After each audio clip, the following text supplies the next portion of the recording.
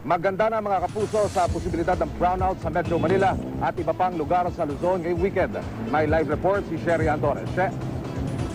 Yes, Emil, posible makaranas na isang oras sa brownout ang Metro Manila at iba pang bahagi ng Luzon bukas. Pero ang senaryo ng power interruption sa pagitan ng alas 12 ng tanghali at alas 2 ng hapon ay mangyayari lang kapag hindi nagbalik operasyon hanggang mamayang hating gabi ang Calaca at GN Power Plant, sabi ni Energy Undersecretary for Power Raul Aguilos.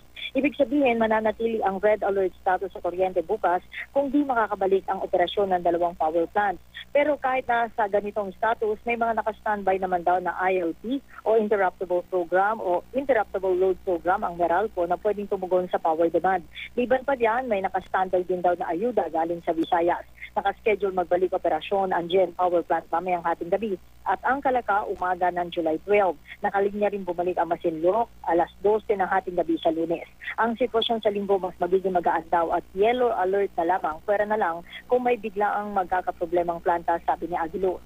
Mas mababa kasi ang power supply demand paglinggo. Kaya nga raw hindi naman kailangan mga ng publiko. Kasabay nito, Emil, ay patuloy din naman ang paalala ni Aguilos sa ugaliin ng mga mamamayan na magtipid sa paggamit ng kuryente para na rin anya sa mas mahabang magagamit na kuryente sa dakong huli.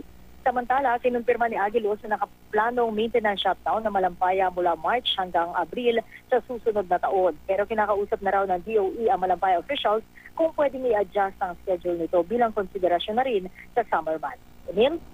Siya, ibig sabihin, yung banta na magkakaroon pa lang ng rotational brownout ngayong weekend ay kumpirmado ba? Ay kumpirmado na, tama ba?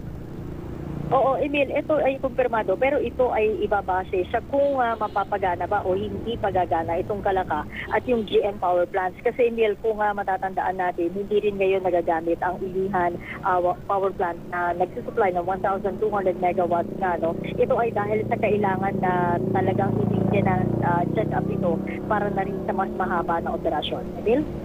Siya, ano-ano daw lugar sa Metro Manila para sa kapakanan ng mga manonood, yung ating mga kababayan? Ano-anong lugar sa Metro Manila ang tatamaan itong rotational brownout? Kausap natin kanina ang Manila Electric Company, no? At ayon sa mga opisyales ay hindi pa nila ngayon madedetermina kung alin talaga mga lugar ang maaapektuhan ng brownout o projected brownout. Kasi hindi pa rin sila nakakatanggap email hanggang ngayon ng official information mula sa Department of Energy kung ilang megawatt ang kakailanganin o kakapusin at kung saan-saang area posible itong tatama. Pero Emil, kanina sabi nga ni Meralco spokesman Josel Nariaga, no, ang paglilinaw niya, ito namang mga kakapusan na halimbawa na megawatt ay kailangan naman halimbawa 200 at meron na magbibigay ng additional supply na ILP, no, o mga kumpanya na magbibigay ng ILP ay hahatiin naman ito ng Meralco at kung sakali, kung ano man ang matitira na bilang na megawatt na kakapusan ito ay kanilang hahatiin sa mga lugar at ang paglilinaw ng Meralco ito ay hindi magiging widespread